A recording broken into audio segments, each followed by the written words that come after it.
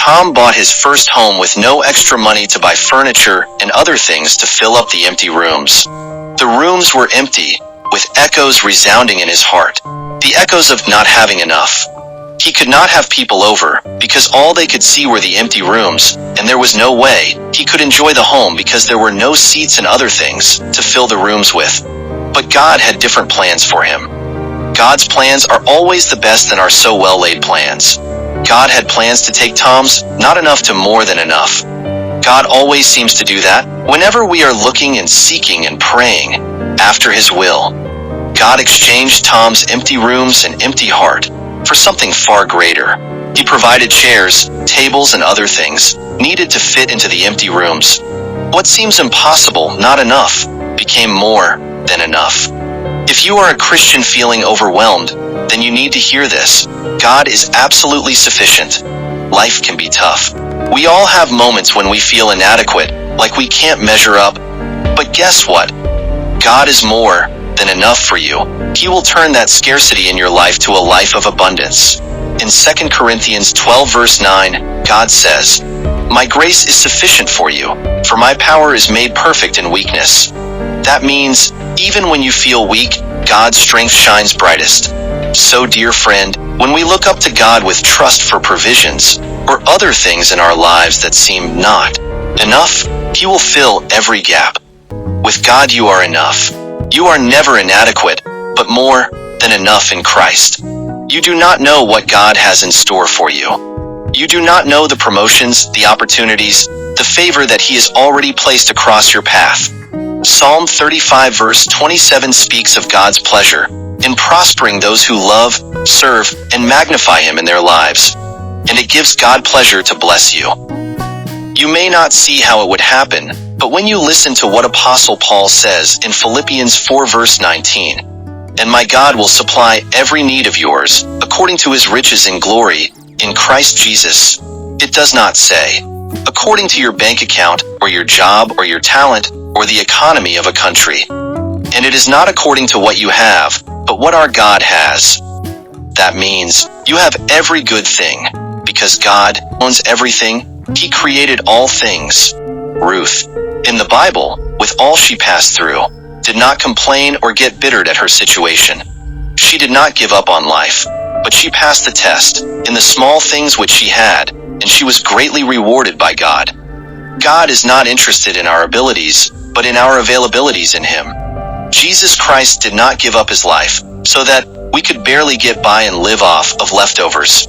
He came that we might live an abundant life, a life full of joy, sound health, prosperity, wealth, favor, and every good thing. He wants you to keep Him first place in your heart, to please Him at all times, and to hunger and thirst for His righteousness each day. In 2 Kings 4 verse 1-2, a certain woman of the wives of the sons of the prophets cried out to Elisha, saying, her husband who served the Lord fervently was dead, leaving behind debts to be paid, and the creditor is coming to take her sons to be his slaves. That was painful. It seems hopeless, but she believed that God would do something. She did not give up and allowed the creditor to take her sons for slaves. No, when Elisha asked her, "What do you have in the house?" she only replied, "Nothing but a jar of oil."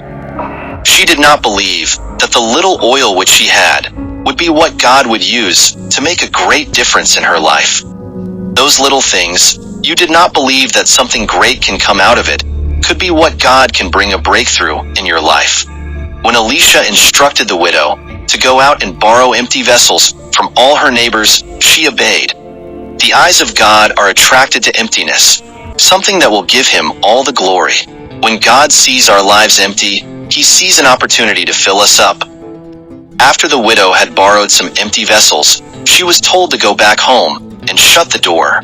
Sometimes, we have to shut the door behind us before God reveals His plans to us, to increase us physically, financially, and spiritually. So the widow and her sons shut the door before them. She began to fill those empty vessels with the little jar of oil until she filled all the empty vessels. She came back to the prophet again, and the prophet told her to go and sell the oil to pay the debts, and she did not just pay the debt, but have more than enough. that could last in a lifetime, for her and her sons. What a God of more than enough can do. A God who gives hope to the hopeless. So dear friend, whatever you have in the house, remember this. It is little equal much when you place it in the Master's hand. With God, there is more than enough for you. In life, we all need one thing or the other. Some of you may be looking at the devastating problem of yours, or at the financial difficulties, or at a problem with a child, or at the diseases that cannot be healed, and wonder what lies ahead. Some of you may be undergoing some challenges that seem hopeless to find a solution. Whatever you're facing today, you need someone to help you. You need God to work in your life. In Matthew 15 verse 22 to 28, Jesus was approached by a Canaanite woman who was in a desperate situation in life. Her daughter was possessed by a devil. She needed to save her daughter's life. She was not asking for the whole loaf, but she was asking for just a crumb that would save her daughter's life. She got it. Her daughter was healed because of her great faith. She overcame many obstacles that were there to stop her. She overcame religion. She overcame racism. She overcame rejection. She overcame reality. The realities of the situation were harsh. Her daughter was possessed by a devil. She was a member of doomed race, a Canaanite. Her situation appeared hopeless, but she did not buy the lies coming through her head. You might be lost. You know you need Jesus, but you feel like you have no right to come to him. But Jesus is saying to you now, come to me, and I will give you a life full of abundance. He will not turn you away. You may be praying and seeking God about matters that trouble your heart. You have cried out to him and asked him to do something for you, but no response, and you feel like giving up.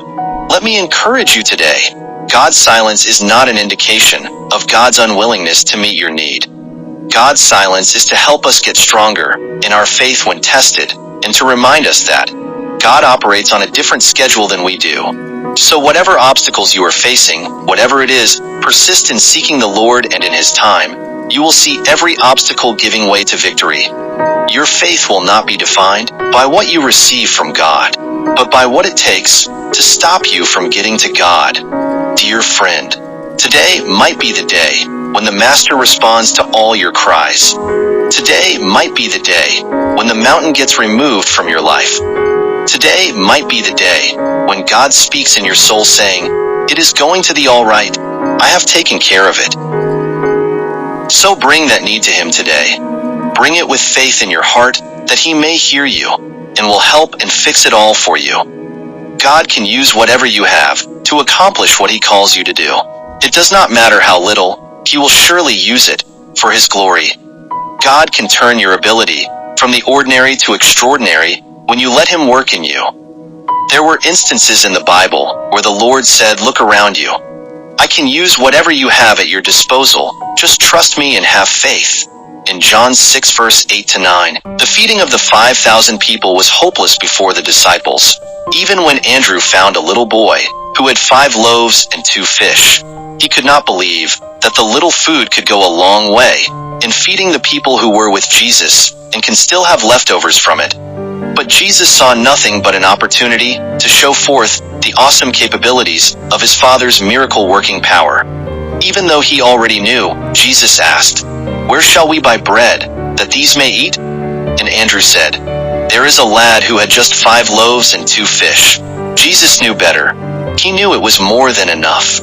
You see, it gives hope that nothing is impossible and all things are possible when Jesus is involved in the details of our lives. The enemy will always try to make you think or make you feel like that what you have is never enough to accomplish what you have been called to do.